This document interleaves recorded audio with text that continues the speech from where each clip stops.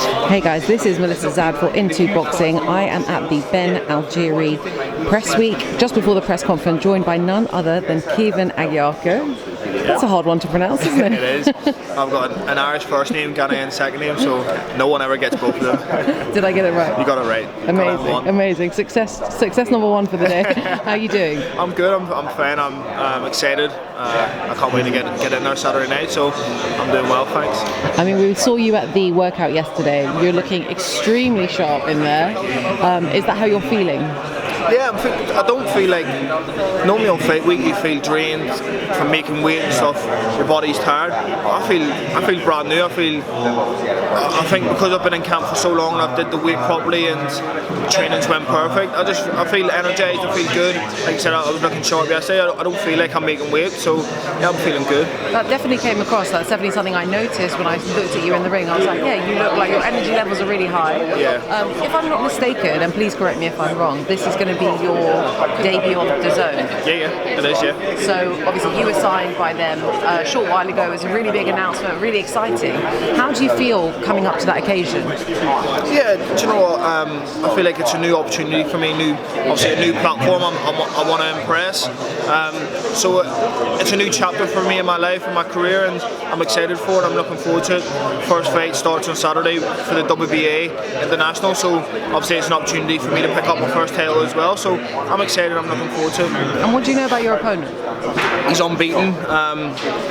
He's quite tall for the weight, and he'll definitely come to fight. Listen, he's had most of his fights in Mexico, so you don't go over there and get any easy fights. Do you know what I mean? So for him to be 14-0 with, I think it's 6-7 KOs, he must be good. He must be tough. I haven't looked at him overly much, but my team have a game plan, and I know that he's going to come to fight. So I have to be the best Caoimhim Agyarko on the night, and can't overlook him, can't let it slip or anything like that. So obviously you mentioned he's quite big at the weight. That's definitely something that I saw yesterday at the workout. He's very tall, and you yourself are not as tall as he is.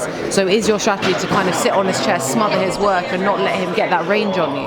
Yeah, definitely. I think I can't give him the opportunity to try and outbox me, but if anyone's watched me in the past, they know height doesn't matter to me. I can make you come forward and outbox you, or I make you miss, or I can be destructive and hurt you and get you out of there. So it just depends what Caoimhim Agyarko turns up on the night. If I want to go out there and use my boxing brain, my boxing skills, or if I want to be destructive and explosive and hurt you. But one thing's for sure is, if I hurt you, it's night. I'm a great finisher. I close the show. I know how to finish my dinner, so expect that on the night. If there's anything in his armoury that I hurt, or he gives me one glimpse of anything, I'll close the show. Do you know what? That's actually something that I find quite interesting in boxing, because everyone always talks about the height advantage and the sort of like the as I said, the advantage that puts the taller opponent in. But more and more recently, we're seeing shorter fighters actually being able to manage that really well. And the way that you've just explained, you know how to kind of draw them in and get them to come forward and onto your shots. You'll have to teach me how to do that one day, because it's something I definitely struggle with. But you know, in terms of like finishing the show, are you looking for that knockout? Without doubt, yeah. Listen, you don't get paid for overtime in this game. I'm on a 5-6 KO run at the moment, and I want to continue that. Everyone likes to see knockouts, and I always keep saying that no one's really seen, apart from my fourth fight, no one's seen the Caoimhim Agyarko that can box. I'm probably a better boxer than I am fighter or aggressor, but no one's seen that because, like I've said before, I just get in there and something clicks and it's seeking the story for me. But at times, I think in this fight you will see me boxing. I think I will draw him in, let him come forward and outbox him at stages, and then once I have him hurt, I'll apply the pressure. Amazing. We can't wait to watch it. Just going backwards, you know, what we've kind of heard about you on the circuit is that you were an outstanding amateur, and obviously you have quite a story behind you. What was the decision for you into turning pro? What happened to kind of push that decision ahead? I always said to myself, if I didn't qualify for the Commonwealth Games in 2018, or even if I did, I was turning professional after. I never really wanted to stay around for Tokyo because I didn't make Rio.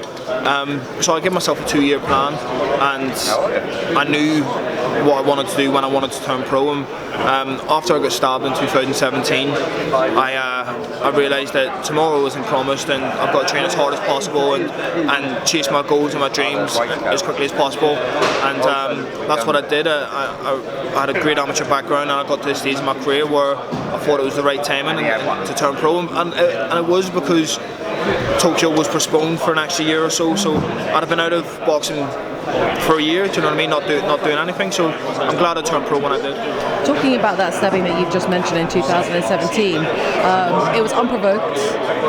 Yep. And as you said, it kind of like put things into perspective for you. A lot of people, I think, after that happened, were like, "Is this going to be the end of your kind of career?" What a way to turn it around. Would you say that that's part of the drive and the motivation for you to be the best boxer that you can be? Yeah, without doubt. Listen, I've always knew what I wanted to do in boxing, what I wanted to achieve. But once I got stabbed, it kind of gave me that kick up the arse that I needed in terms of leave no stone unturned in training camps, train as hard as possible, chase your goals no matter what, and I did that as soon as it was a harsh reality check for me, because I was an inch from death, do you know what I mean? So I said to myself, if I really want to achieve something in boxing, I've got to give it my all and chase that dream. And I hit rock bottom at a stage, going through the process of recovering from getting stabbed, and I was in a very dark place, and it took me a long time getting out of that phase, but thankfully I've got a very strong mindset, and I had boxing there I had that boxing giving me that kind of get out card to make something of my life and achieve something. So I'm very thankful for boxing. It's an inspirational story. I'm really glad that we got the opportunity to speak today, and I honestly wish you all the best with your career. Looking forward to seeing you on Saturday night. Thank you so much. Thank you very much.